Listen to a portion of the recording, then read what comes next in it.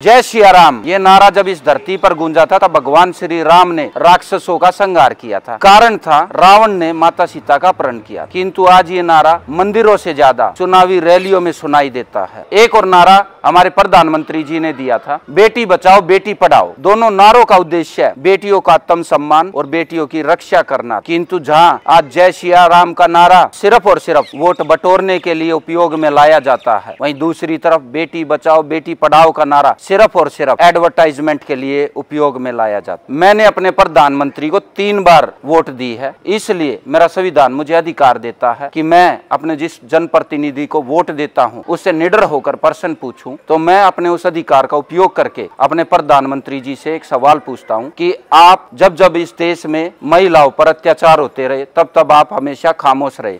आप तब भी खामोश थे जब इस देश की वीर बेटियां जंतर मंतर पर धरने पर बैठी, और आप आज भी खामोश है जब इस देश की बेटी के साथ जघन्य अपराध हुआ है। तो ये देश आपसे पूछना चाहता है कि आप आखिर खामोश क्यों हैं और कब तक खामोश रहेंगे। साथ ही साथ हम हमारे नेता प्रतिपक्ष राहुल गांधी जी से भी पूछना चाहते हैं, क्योंकि ये देश उनके अंदर भविष्य का एक प्रधानमंत्री देखता है, कि क्या आज आपके लिए एक महिला के आत्म सम्मान से बढ़कर बिहार चुनाव हो गया कि आपने एक बार उस बेटी के लिए आवाज नहीं उठाई। ये देश आपसे अपेक्षा करता है कि आप एक बार उस बेटी के घर जाइए और उसको इंसाफ दिलवाने में मदद कीजिए। हमारे संविधान में एक बात लिखी गई है हमारे जनप्रतिनिधियों के लिए, जनता द्वारा जनता के लिए और जनता का। अब हम चाहते हैं कि संविधान संशोधन किया जाए जिसमें लिखा जाए कि जनता द्वारा पार्टी का और अपने लिए, क्योंकि आज जो मेरे जनप्रतिनिधि हैं उनके सामने बेटियों की रक्षा बेटियों का आत्म सम्मान कोई मायने नहीं रखता। उनके सामने मायने रखता है एक समोसे का साइज। आज हमारे देश में कार्यपालिका, विधायिका, न्यायपालिका और प्रेस निर्जीव हो चुकी है, क्योंकि एक आम इंसान पर जब जब अत्याचार हुए हैं, चाहे उसमें महिलाओं का बलात्कार हो, महिलाओं की हत्या की गई हो, तब तक ये चारों स्तंभ खामोश रहे हैं। अगर किसी एमएलए, एमपी या वीवीआईपी के खिलाफ कोई अपराध होता है तो हमारी कार्यपालिका, न्यायपालिका, विधायिका और प्रेस उसको